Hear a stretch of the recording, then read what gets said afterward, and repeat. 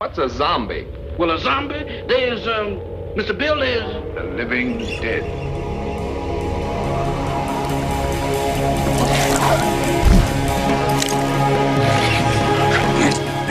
Sin duda existe una obsesión por los zombies. Disfrutan de una gran popularidad. Por definición, un zombie es alguien que se encuentra entre la vida y la muerte. A todos nos preocupa ese momento, lo que eso significa.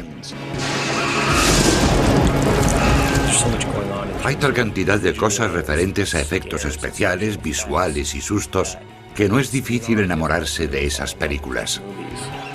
Siempre digo que hay que tener cuidado con las armas de fuego, porque primero se quedan sin munición, y segundo hacen ruido. Lo que haces es avisar a los zombies. La comida está servida. El machete es la mejor arma posible. Si naces en Pittsburgh, una de las cosas que quieres ser de mayor es un zombie en una película de Romero. Stephen King dice que no tiene pesadillas porque nos las ofrece a nosotros. Puede que haya algo de cierto. Just wait till you see the zombie. Zombie? What's them? Dead folks. What walks around. They does. Yeah? Especially here. Zombie manía.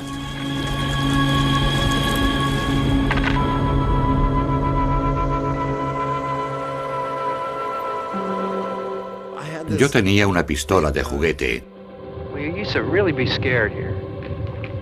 Johnny. Tendría unos 13 años. Stop it now, I mean it. They're coming to get you, Barbara. Nunca lo olvidaré. En cuanto aparecía un zombie nos poníamos a gritar y disparábamos a la tele con la pistola de juguete. Cuando gastabas los 6 disparos tenías que pasarle la pistola a otro. Hacías 6 disparos y te quedabas sin arma. Al final, con todos los zombies nos poníamos muy nerviosos. Teníamos 13 años, como si fuesen a atraparnos. Jugábamos a este juego estúpido, pero era aterrador. ¿Alguna vez has pensado en lo que harías ante el ataque inminente de un zombie? Sí, todos los días. Si eres un fanático de los zombies, no puedes evitar pensar en ello.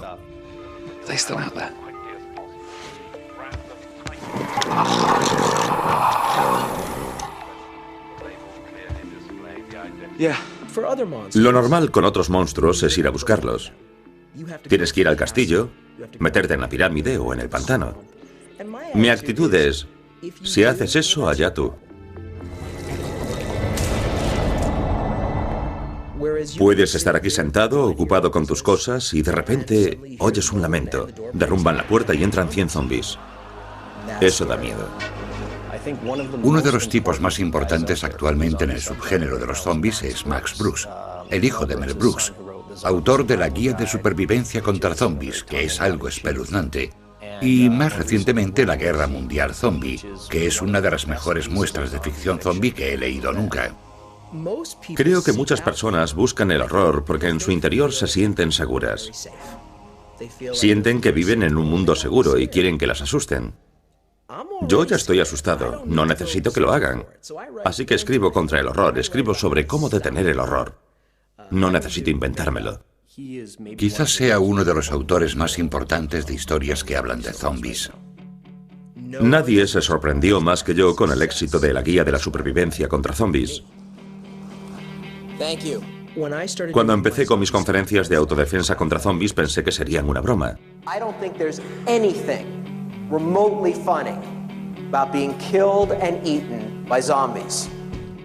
No estaba preparado para el bombardeo de preguntas.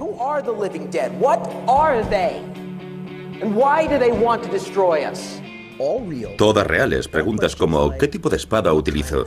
¿De qué clase de acero debe ser la espada? ¿Debe tener hoja de espiga? ¿Y la longitud de la hoja? ¿Debo ponerme armadura? Es el tipo de preguntas que me hacen constantemente.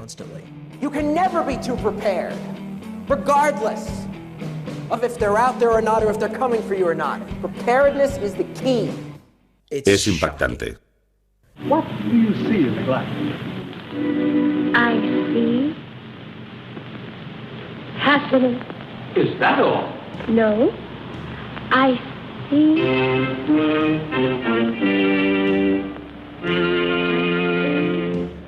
What is it? I see death. En la historia del cine, los zombies aparecieron relativamente pronto, en los años 30 y 40. Tenemos Yo anduve con un zombie, la Legión de los Hombres sin Alma. Estamos hablando de algo que podría llamarse un zombie vudú.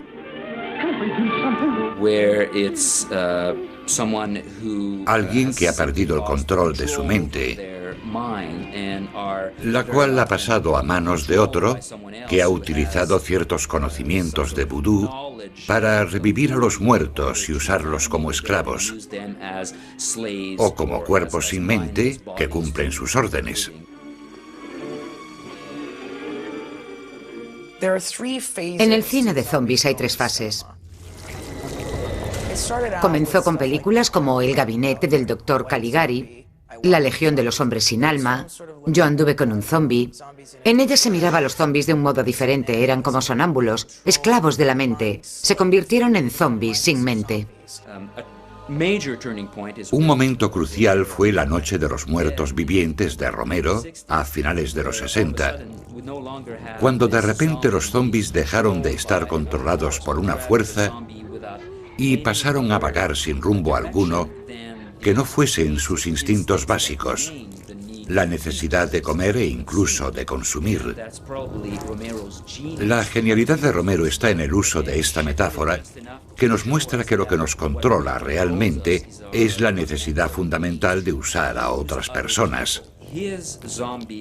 Sus zombies son las masas, quizá la clase trabajadora que se mueve lentamente y ha sido engañada por el capitalismo para que piense que debe consumir. Y en este proceso ha perdido su humanidad.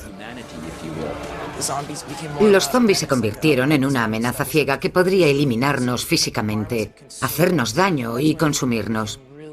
Ahí fue cuando nos dieron miedo. La tercera fase comenzó con el regreso de los muertos vivientes, cuando los zombies dejaron de asustarnos porque les pusieron voz, les permitieron hablar y hacer chistes.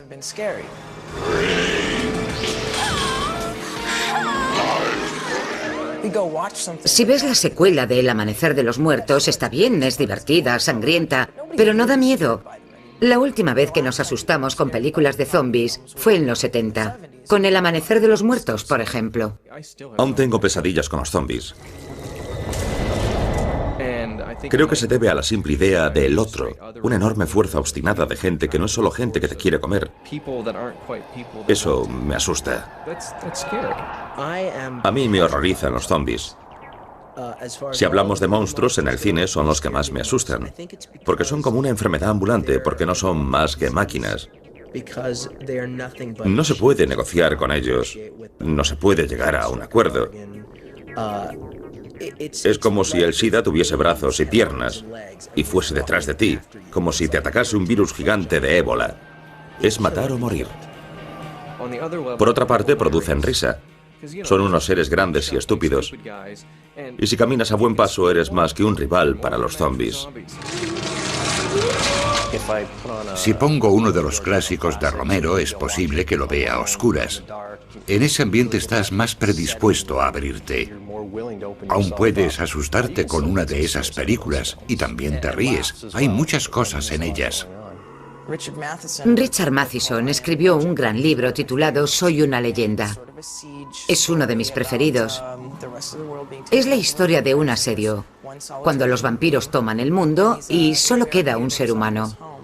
Se hace fuerte en su casa y trata de resistir la invasión de hordas de vampiros.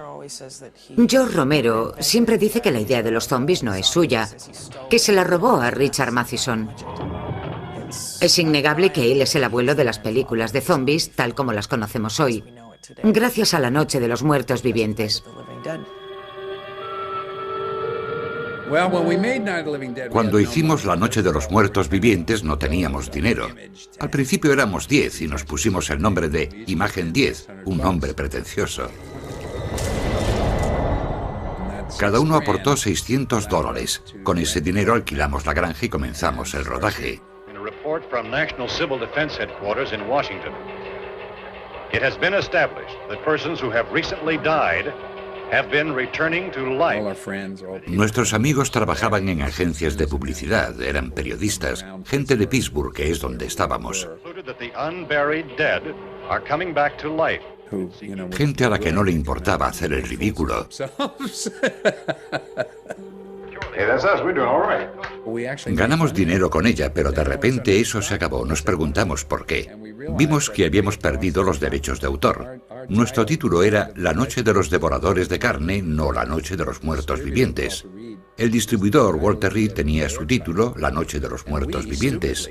Y nosotros, un grupo de chicos de Pittsburgh, pusimos en el título la C con el círculo alrededor.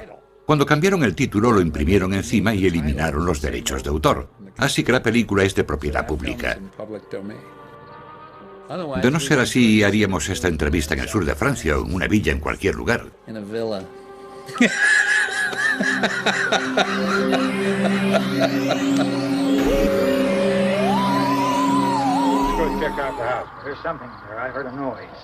Dwayne, el protagonista, era afroamericano y además el mejor actor entre nuestros amigos. If you're stupid enough to go die in that trap, that's your business. However, I am not stupid enough to follow you. Le dijimos, Dwayne, ¿te apetece hacer esto? Nos creímos muy legales porque no cambiamos el guión cuando Dwayne aceptó hacerlo. El guión no mencionaba nada, no lo describía, no hablaba del color de su piel.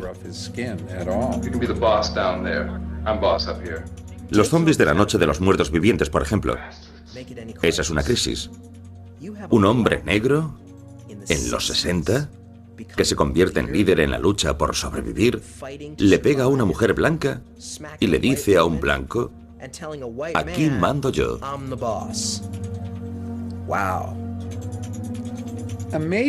Sorprendentemente no fuimos conscientes del valor político de la película, porque durante el rodaje vivimos en aquella granja, discutiendo sobre las implicaciones de lo que estaba pasando en el mundo. La guerra de Vietnam, los disturbios callejeros en el mundo. Es curioso, pero viéndolo ahora, creo que debimos haber incidido un poco más en todo eso.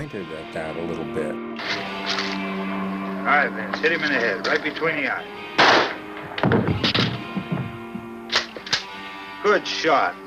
Okay, he's dead. Let's go get him. That's another one for the fire. Al final de La noche de los muertos vivientes, Romero incluye varias escenas que componen un mensaje muy poderoso sobre el racismo. Son fotografías que nos recuerdan aquellas imágenes que vimos, por ejemplo, en los linchamientos. Fotografías con mucho grano, en blanco y negro, que imaginamos que fueron sacadas de un periódico sobre un linchamiento en Alabama. De repente comprendes que esta película de terror sobre zombies se ha convertido en la declaración más poderosa de los 60 sobre la actitud reaccionaria de la cultura blanca dominante contra el movimiento de los derechos civiles.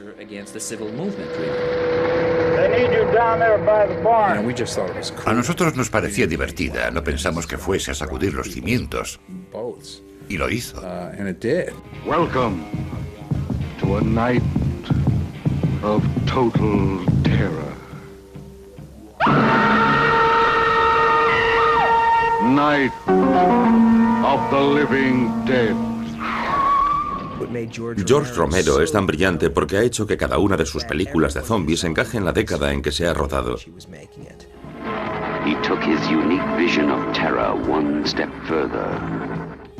En los 70 había gente en un centro comercial atrapada por su propia codicia.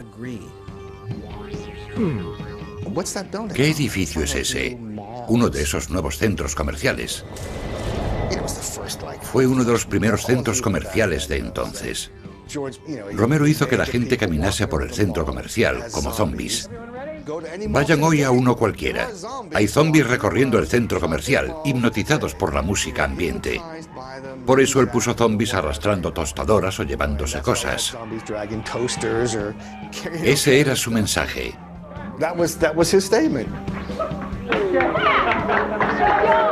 En los años 80 había gente escondida en un búnker para evitar el problema. ¿De veras? ¿En la época de Reagan? George A. Romero takes us out of the night, beyond the dawn, and into the darkest day of horror the world has ever known. Day of the Dead.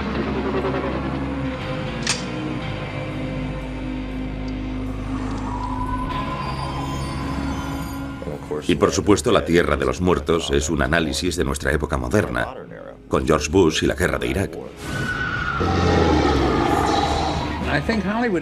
Hollywood me tiene miedo.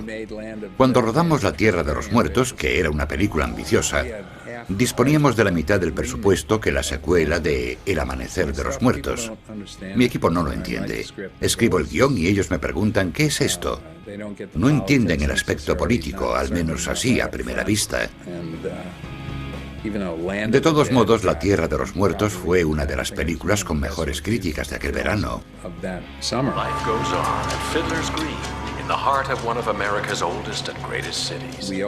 Eso se lo debemos a la administración Bush.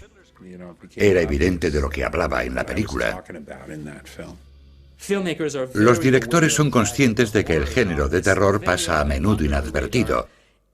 Se regodea en el exceso, y ahí es donde tiene la libertad de hacer análisis profundos y sorprendentes sobre la sociedad en que vivimos. Es mi manera de afrontar estos fenómenos. Los muertos vuelven a la vida. Qué cosa tan extraordinaria sucede en el mundo. Pero yo no lo he utilizado como una metáfora, sino como un modo de mostrar cómo reacciona el mundo ante un cambio extraordinario. Por eso creo que habría que condecorar a Romero, no solo por lo que hizo con los zombies, sino porque ese hombre fue y sigue siendo de los pocos directores que intentan hacer pensar a la gente. Veamos, hay un límite para los ojos que pueden saltar de la cara y para las vísceras que pueden caer al suelo antes de que quieras usar el cerebro y pensar.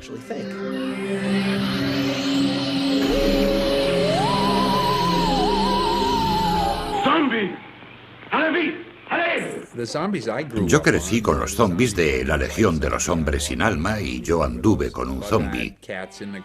Eran esos seres de ojos saltones del Caribe que le hacían el trabajo sucio a Lugosi, el dueño del castillo. Recogían algodón y de vez en cuando los obligaba a matar a alguien. La gente dice ahora que yo creé el nuevo zombi.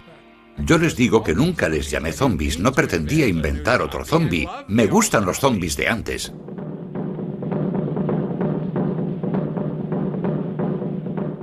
El temor a los zombies en Haití es temor a convertirse en uno de ellos.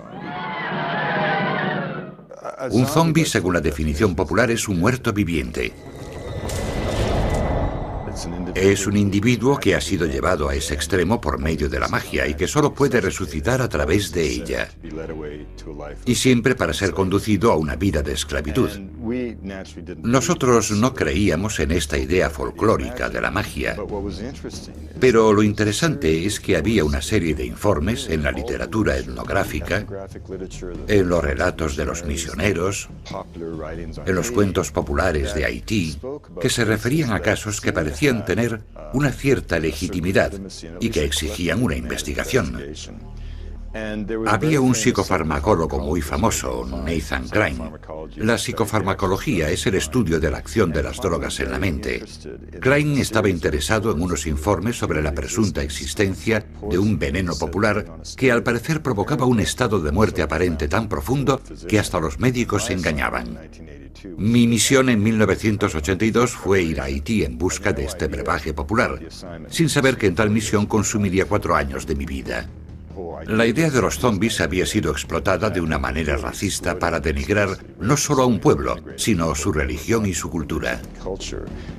Esta investigación me ofreció la oportunidad de darle la vuelta, de poner algo de sensatez en el sensacionalismo, de descubrir cómo funcionaban esas creencias dentro de su cultura. Y la llave que abría el camino era el descubrimiento del veneno. Visité a varios bokors, o sacerdotes negativos, hechiceros, y en esas visitas hallé varias formas diferentes de prepararlo. Había una pléyade de ingredientes, de todo, desde serpientes a sapos, pasando por diversas plantas, restos humanos con propósitos mágicos, pero el ingrediente fundamental, el ingrediente básico, era un pez de un género llamado esferoide. Resulta que tiene la neurotoxina más potente jamás descubierta en la naturaleza. Una dosis letal de esta toxina puede caber en la cabeza de un alfiler. Pero lo más interesante es cómo mata. Es una molécula que bloquea selectivamente los canales de sodio de los nervios, lo que provoca una parálisis periférica y ralentiza drásticamente el ritmo metabólico, a pesar de que se mantiene el estado de conciencia hasta el momento de la muerte. Gracias a ese descubrimiento, los zombies salieron del reino de lo fantasmagórico para pasar al reino de lo posible. Vivimos en una época, no quiero decir apocalíptica, porque no lo es, no vivimos en una época apocalíptica, pero vivimos momentos de incertidumbre, de ansiedad, y da miedo pensar en las amenazas reales que nos rodean.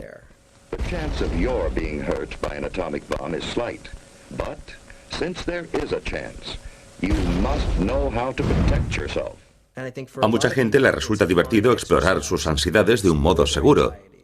Al contrario que prepararse para un ataque terrorista, o una recesión mundial, o el calentamiento global, es mucho más seguro y divertido prepararse contra los zombies. Good night, Billy. Good night. When he was left alone in the dark bedroom, Billy became frightened. He didn't understand about fear. That fear is a natural thing, and nothing to be ashamed of. Pensemos en el monstruo de debajo de la cama. Los niños desarrollan el miedo a la oscuridad a los 2 o 3 años. La imaginación del niño lo protege de tal modo que asume el peligro a lo desconocido. La imaginación empieza a crear imágenes de lo que puede haber que temer en lo desconocido. Supongamos que eso lo hace una parte del cerebro que conocemos, la amígdala.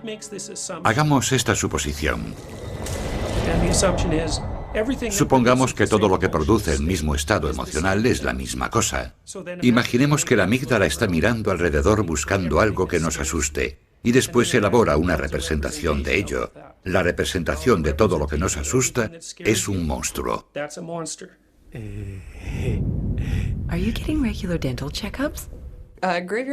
El cementerio vivo trata de una enfermera tímida a la que muerde un zombi y se convierte en una fiera sexual devoradora de carne. Hay algo, no sé si por ser mujer o por estar un poco averiada, pero me identifico con el monstruo marginado por la sociedad que trata de adaptarse. No sé bien por qué. Son diferentes, un poco como Frankenstein, donde notas que eres distinta. No sabes por qué. Tratas de conectar con la gente. No siempre funciona y a veces los matas. Es muy dulce y al mismo tiempo mortífero. La enfermera tímida, Patsy Powers, está enamorada del guapo doctor que está comprometido con la enfermera rival, Goody Two Shoes. Patsy está loca por el médico, pero es tan tímida que no hace nada. Después se convierte en zombie y tiene que enfrentarse a las urgencias de la carne. Lo arregla en el hospital comiéndose a los pacientes. Los mata subrepticiamente, los despedaza en el depósito y mete la carne en bolsas herméticas porque es muy práctica. ¿Por qué va la gente al cine? ¿Por qué durante 2 horas se permiten el lujo de disfrutar de un placer del que no disfrutarían en la vida real? Por eso a menudo ven películas de terror, de zombies en particular, para identificarse con el monstruo. El monstruo dispone de una cierta libertad que nosotros no tenemos.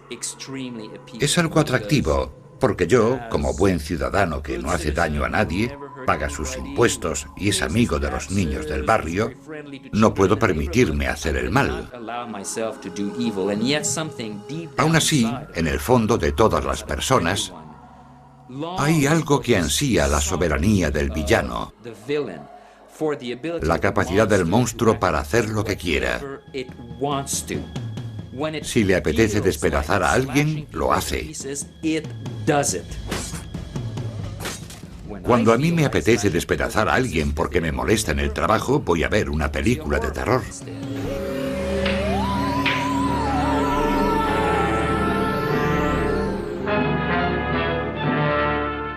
Me encanta el género. Yo leía con una linterna bajo las sábanas los cómics prohibidos de EC.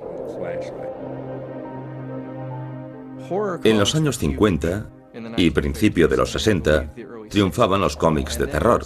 Luego entró en acción el Escuadrón de la Moralidad para rebajar el tono sangriento y terrorífico de los cómics que se publicaban. Pero nunca dejaron de hacerse cómics de zombies. En los últimos 3 o 4 años se ha producido un renacimiento. Dead Eyes Open nos habla de un mundo en que los muertos vuelven a la vida, pero no como zombies normales. Vuelven como zombies inteligentes. Imagínate que te mueres de noche y te despiertas por la mañana sin saber que te has muerto. Sigues con tu vida diaria, vas a trabajar.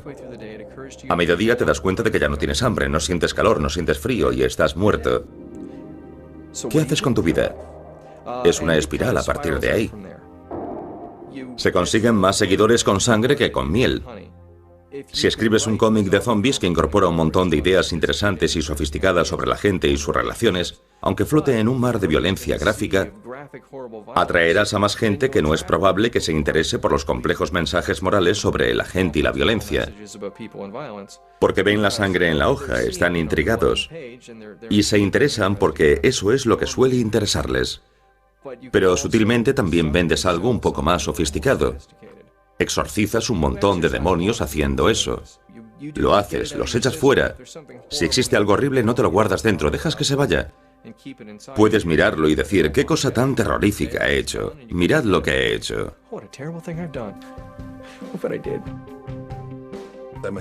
Soy muy aficionado al cómic. Me fascina cualquier cosa de esas.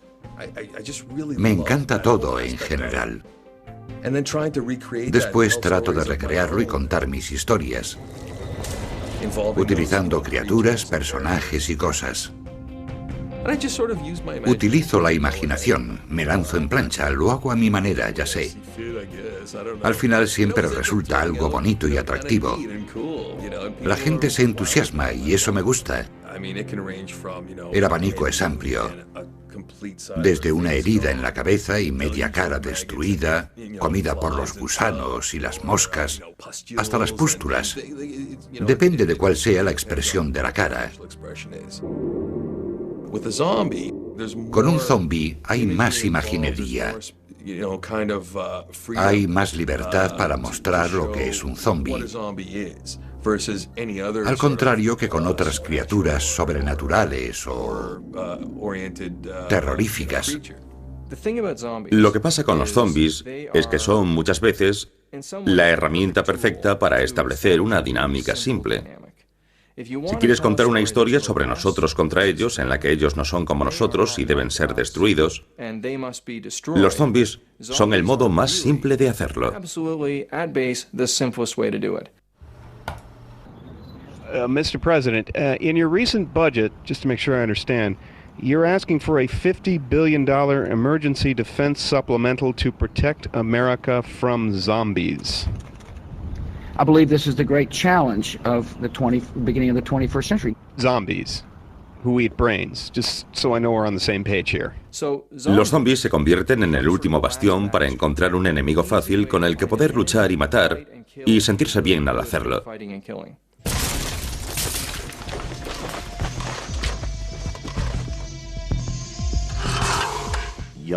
Los lectores y los espectadores de cine de hoy quizá están un poco más obsesionados con los zombies, pero hay que considerar la cultura en la que crecen.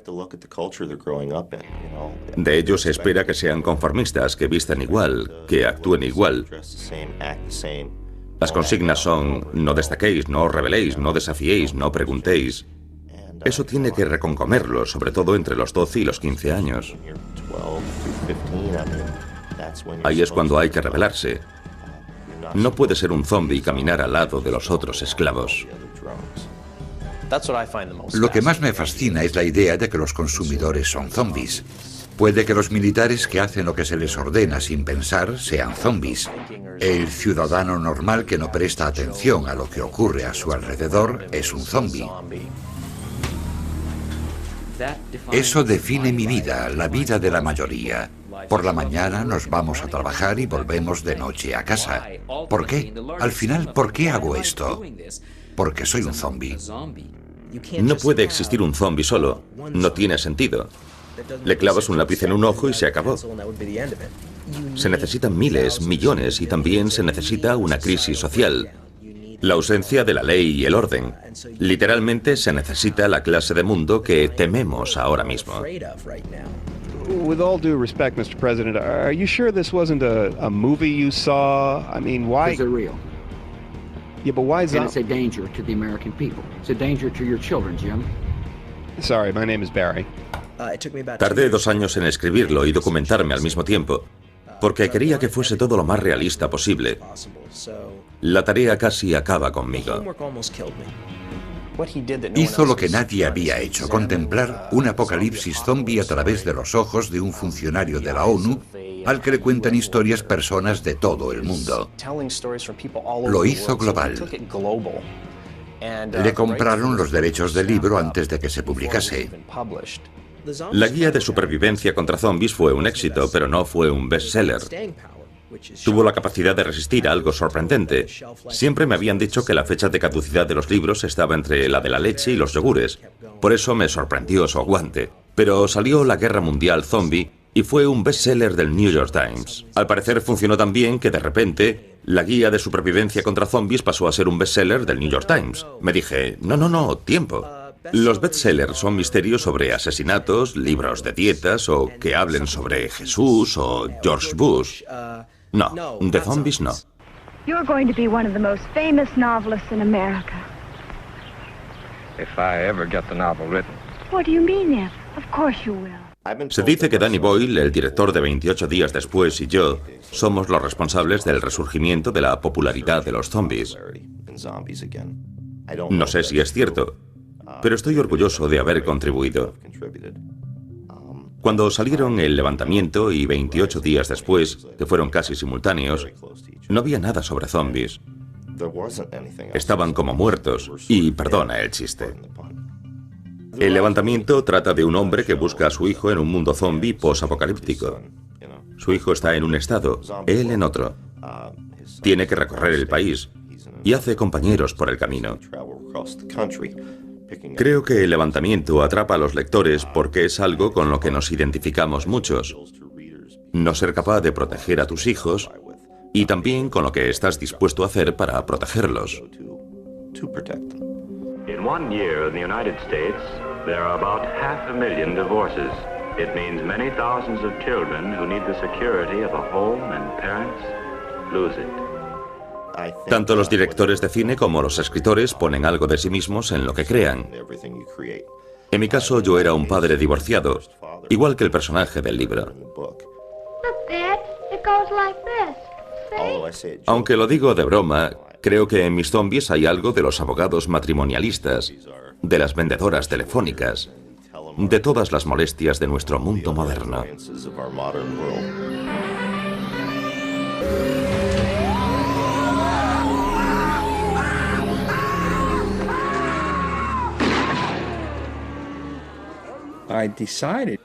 Decidí que en cierta medida debía hacerlos evolucionar, porque no pueden seguir andando y siendo estúpidos.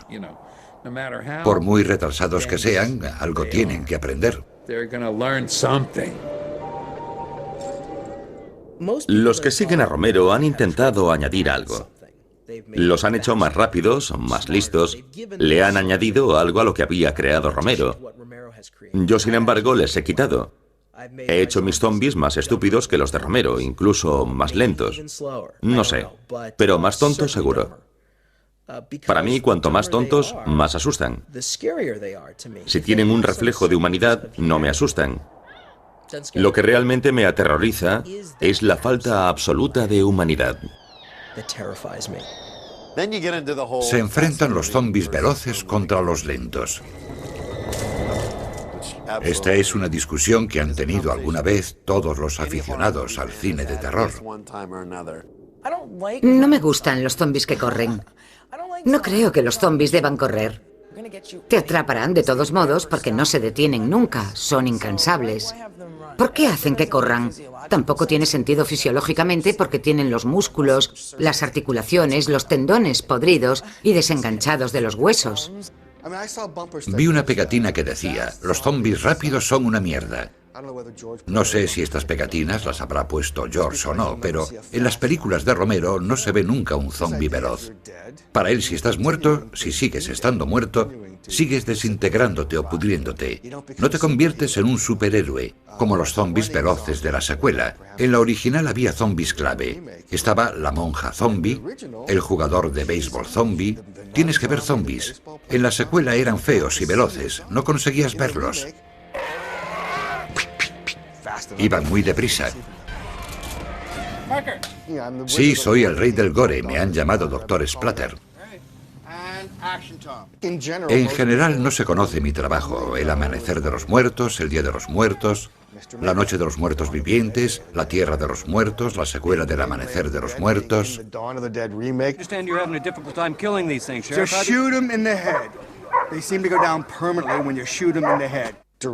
Dirigí la secuela, supongo que se me asocia con los zombies, ahora lo entiendo todo.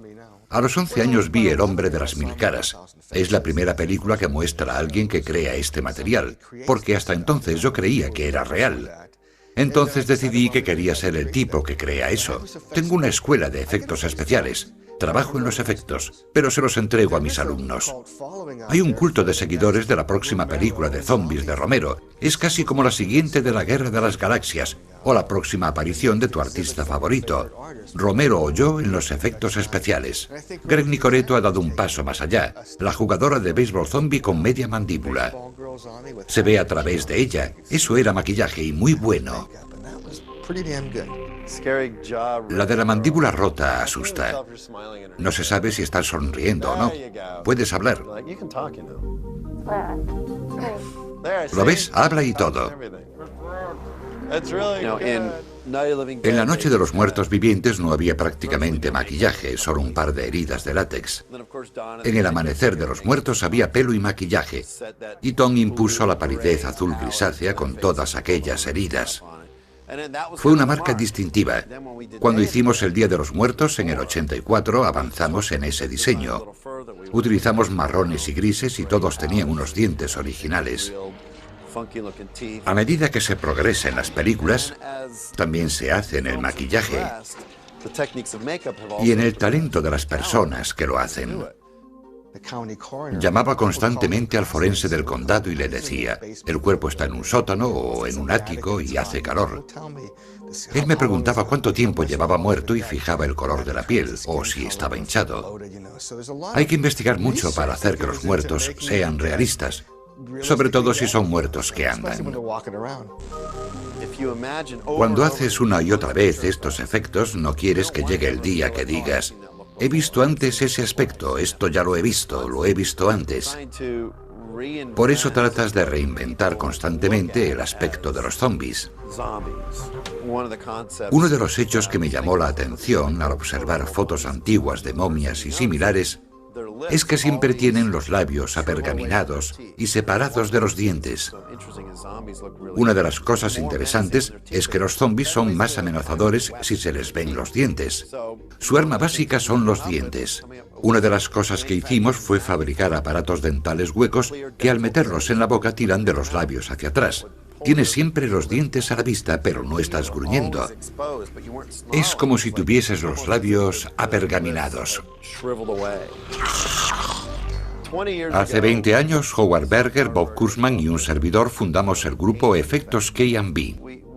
Metimos literalmente las manos en la mayoría de las películas de las últimas 2 décadas. Siempre me he sentido tremendamente agradecido a George Romero, porque él nos abrió las puertas.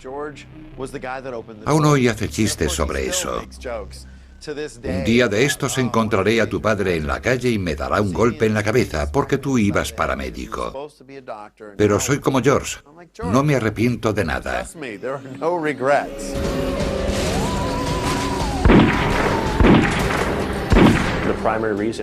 Si nos atraen los zombies es sobre todo porque son como nosotros. Pero tenemos derecho a matarlos y lo hacemos de diversos e interesantes modos. Con el zombie la violencia es inocente. Puedes pasarte todo el día eliminándolos porque no se mueren. Los matas y no te sientes culpable. Es como una prolongación de las películas, pero al igual que la literatura es un campo amplio. Puedes hacer cosas que el cine no te permite por presupuesto. Los que hacen los juegos exploran estos vastos paisajes y cometen locuras. Hacen cosas violentas que desafían la gravedad. Ahí reside su atractivo. Es donde se explora terreno virgen en términos de violencia en las historias de zombies. Esos juegos se harán cada vez mayores mientras haya una imaginación que los sostenga. It appears the dead are coming back to life and eating the flesh of the living. Como norma general, el tema de los videojuegos es muy previsible. En casi todos hay que matar algo o dispararle a algo. Las cosas que puedes matar son arquetipos. Puedes matar nazis, criaturas espaciales, alienígenas, puedes matar robots y, por supuesto, zombies.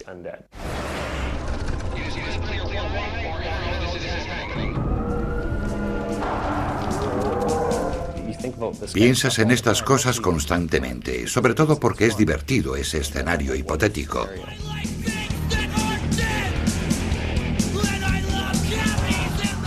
La prueba está en la popularidad de los paseos de zombies con la gente disfrazada y actuando como zombies. Recorren las calles del centro y también es como una pequeña rebelión divertida.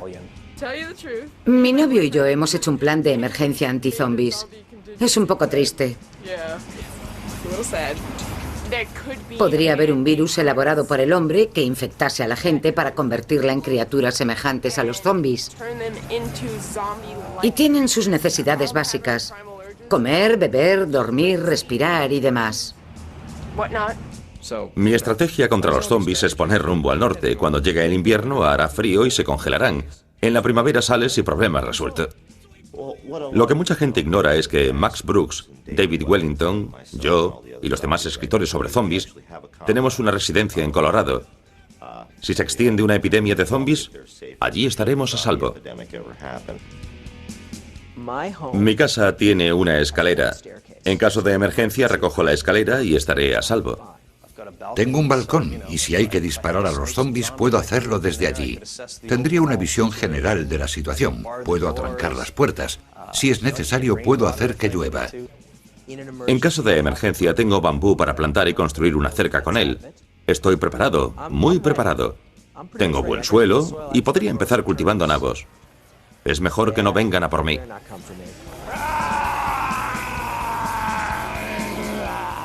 La gente debe aprender a convivir con la enfermedad, a convivir con la muerte, hasta cierto punto con los desórdenes mentales y otros tipos de comportamientos anómalos. Y a no ser que se hayan expuesto a todo eso y practiquen, a no ser que lo encuentren en su vida diaria, no saben cómo se hace. Por eso recurren a diversos sustitutos, sobre todo durante la adolescencia. No sé por qué los zombies han elegido volver ahora. No sé si es la época en que vivimos o un reflejo de nuestro mundo, de lo terroríficas que son hoy las cosas, o simplemente si la gente estaba preparada otra vez para algo distinto. Vivimos en un mundo que consume comida rápida. Nos bombardean las ondas de los teléfonos móviles. Nos atacan constantemente. En muchos sentidos somos como zombies. A la gente le resulta más fácil entender que ha habido una especie de fallo científico que ha convertido a todo el mundo en zombies que la existencia de una fuerza demoníaca que ha poseído a alguien y saca a los muertos de los cementerios. Ya no están en los cementerios. Los zombies de hoy están en el centro comercial. Los fantasmas no me asustan. No me asustan los poderes tenebrosos. No, me asustan las cosas reales y físicas como la enfermedad. Pensemos en la gripe de 1918 que mató a más gente que la peste negra. En 1918, es decir, hace menos de 100 años. Es aterrador. Lo que más nos asusta de una película, de un libro o un videojuego es aquello con lo que nos identificamos. Estamos duchándonos y de repente aparece un bicho. Mandamos a nuestro niño a jugar a la calle y oímos el frenazo de un coche. Son las 3 o 4 de la mañana y suena de repente el teléfono. Es un miedo compartido por todos al margen de donde vivamos o quienes seamos. Todo eso nos desvela. Los zombies siguen siendo interesantes por muchas razones. Es esa línea que separa la vida de la muerte. Cómo define la gente la separación entre la vida y la muerte es lo que determina su visión del mundo místico. Básicamente es ese único pensamiento que está siempre en el fondo de la gente consciente. Si las cosas no tienen espacio para florecer, se mueren. Eso es lo que pasará con el subgénero de los zombies si los directores, guionistas y creadores de videojuegos dejan de superar los límites. Me gustaría hacer una película en la que el zombie es solo un tronco que se arrastra o una parte del cuerpo. Mientras tengan cerebro, caminarán. Esas cosas con medio cuerpo perdido se parecerían a personas muertas caminando. Me resulta increíble que esa peliculita que hicimos un grupo de amigos de Pittsburgh, que esa criatura suya se haya convertido en un idioma universal. Hay que dispararle a la cabeza. La gente conoce las normas de los zombies igual que las de los vampiros. Dentro de un par de años o de meses se olvidarán. Y dentro de 10 años alguien dirá: ¿os acordáis de las películas de zombies? Vamos a hacer una.